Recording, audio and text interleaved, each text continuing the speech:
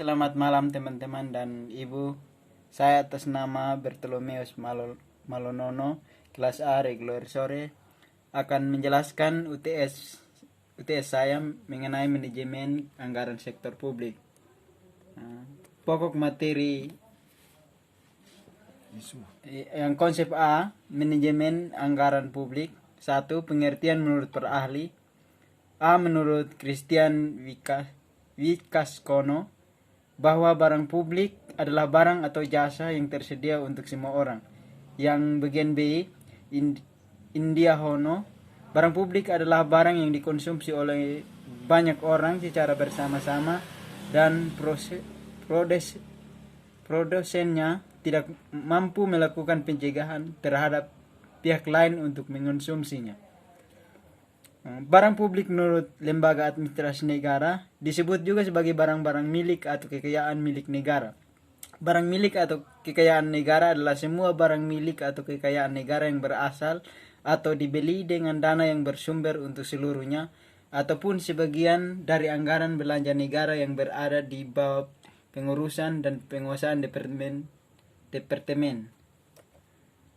Barang-barang milik atau kekayaan negara dibedakan atas: 1. Barang-barang yang tidak bergerak. 2.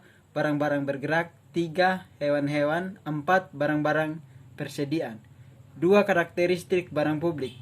Menurut Paul A.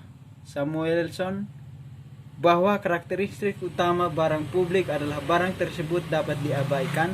Artinya barang publik merupakan barang yang tersedia untuk semua orang dan bersifat non-eksklusif. Dengan kata lain, tidak ada rivalitas kompetitif yang terjadi antara aktor-aktor yang mencoba mengakses barang publik tersebut. Sedangkan menurut Buchanan, bahwa dalam pendekatan ekonomi, barang publik mempunyai dua karakteristik utama, yaitu non-rivalry, tidak terdapat kompetisi, dan non-excludability, tidak dapat dinafikan. Barang publik non-rivalry artinya sebuah barang dapat dikonsumsi secara bersamaan. Terus 3 jenis barang publik. Menurut Iwan Nugroho, barang publik dapat dibedakan menjadi 4 jenis. Yang pertama, barang milik perorangan, merupakan barang yang dapat diakses dan dimiliki setiap orang di mana untuk memperolehnya melalui suatu usaha atau bersaing dengan individu lain, misalnya barang-barang kebutuhan sehari-hari.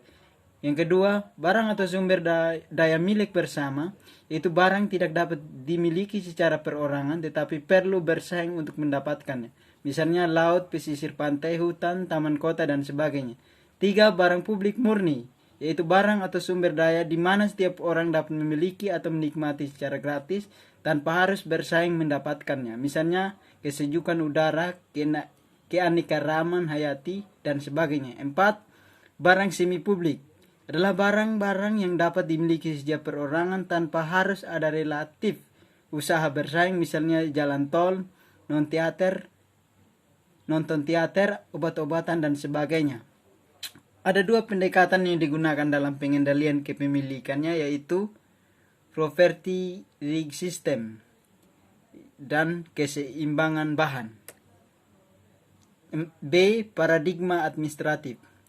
Yang pertama, mengenai politik anggaran. Di dalam politik anggaran ada proses tarik-menarik kepentingan di antara para pihak dalam menentukan kebijakan skala prioritas pembangunan, menentukan kebijakan alokasi, dan menentukan penegasan kekuasaan.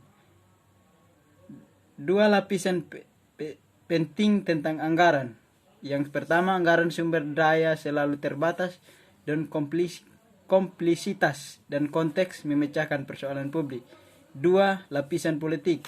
Anggaran sebagai sumber daya terbatas, sumber daya yang diperebutkan antara berbagai aktor.